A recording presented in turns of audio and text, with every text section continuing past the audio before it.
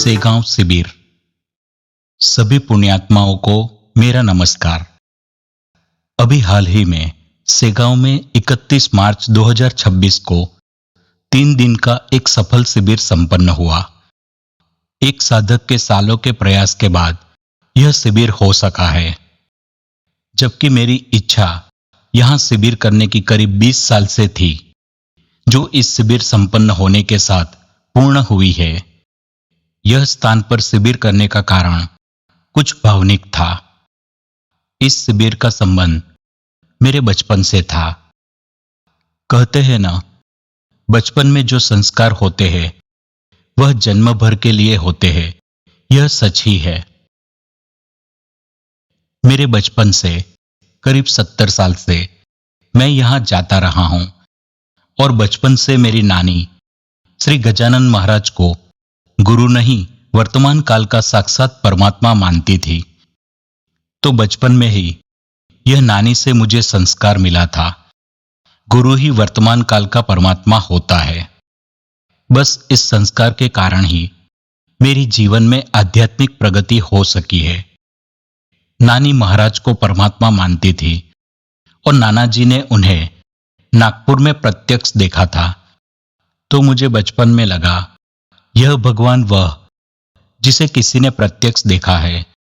तो बचपन से ही मेरा भी उन पर पूरा विश्वास व भाव था।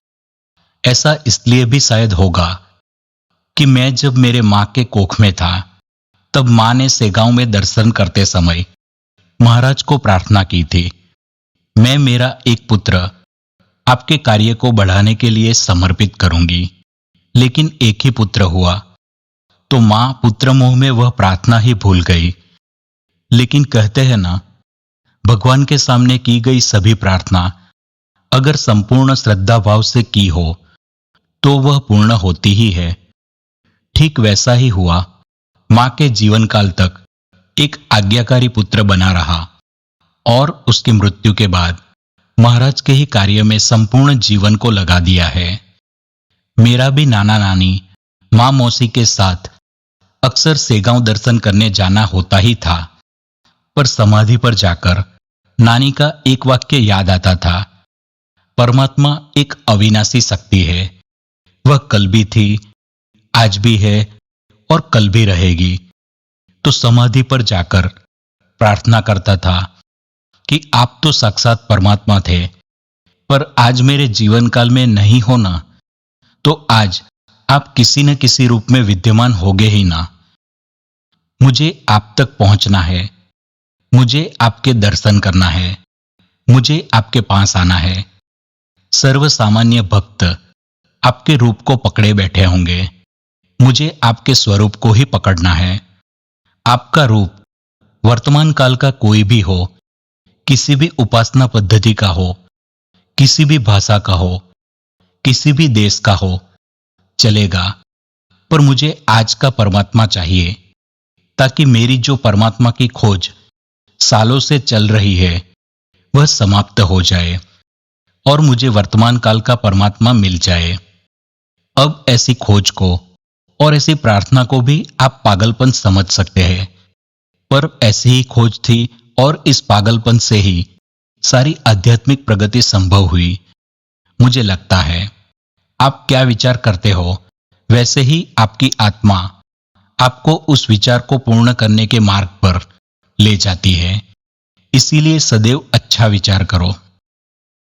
जैसे आपको अपना स्वयं का मकान बनाने का ही विचार का पागलपन सवार हो, तो ऐसा नहीं कि आप भोजन नहीं करते, कपड़े नहीं पहनते, सब काम करते हैं, लेकिन अंदर मकान बनाना है, वह अपना उद्देश्य नहीं भूलते हैं।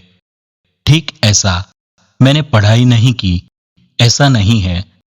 अच्छा एमकॉम तक पढ़ाई की, नौकरी नहीं की, ऐसा नहीं, नौकरी भी की, लेकिन अपने जीवन के उद्देश्य के साथ कि मुझे परमात्मा खोजना है।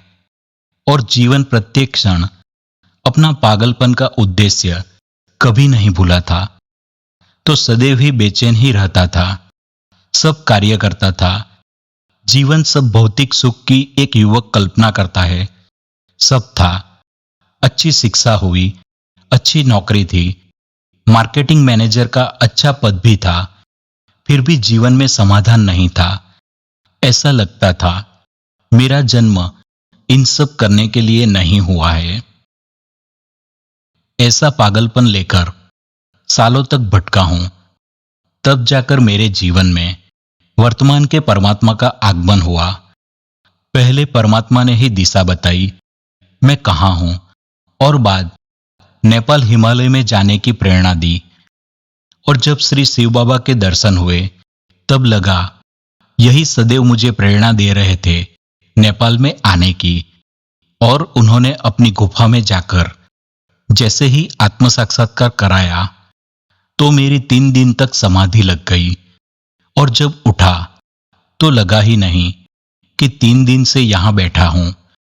और उस समाधि के बाद जब श्री शिव बाबा को देखा तो पहले तो मुझे मेरे ही जैसे देहधारी पुरुष लगे, लेकिन जबकि उनकी आत्मा से जुड़ा तब गुरु साक्षात परब्रह्म क्यों कहते हैं उसका अर्थ समझ में आया।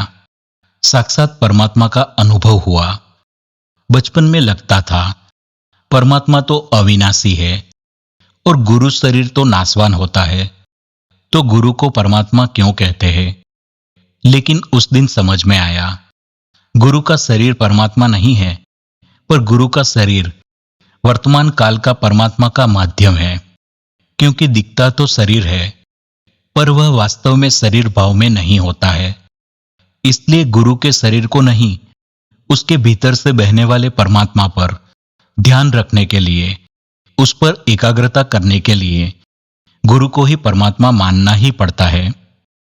सामान्य भक्त सेगांव जाकर समाधि के दर्शन के लिए घंटों लाइन लगाते हैं और इतनी तपस्या कर मांगते क्या है, भौतिक वस्तुएं या शरीर से संबंधित समस्याएं, जबकि जो मांग रहे हो वो तो आपके शरीर के साथ ही समाप्त हो जाएगी। और बार बार मांगने पर सब मिलता है। फिर भी भक्त कभी आत्म साक्षात्कार नहीं मांगते, कभी आध्यात्मिक प्रगति नहीं मांगते हैं। किस समाधि से मांगकर मेरा हिमालय में जाना हुआ है। आज सोचता हूं सारा जीवन ही जीवंत परमात्मा के सानिध्य में बीता है। मुझे हिमालय भेजने वाले श्री गजानन महाराज व हिमालय से परिपक्वता हो जाने पर समाज में वापस लाने वाले शिरडी के श्री साईं बाबा है। सारा गुरु तत्व का ही खेल है। आज जीवन के उस मुकाम पर हूं जब मेरी अपनी कोई इच्छा ही नहीं रह गई है। एकदम तृप्त हूं। बस अब बाकी जीवन प्रत्येक साधक को यह स्थिति मिले, उसी के लिए यही प्रयास व प्रार्थना करता रहूंगा। आप सभी को खूब खूब आशीर्वाद। आपका अपना बाबा स्वामी।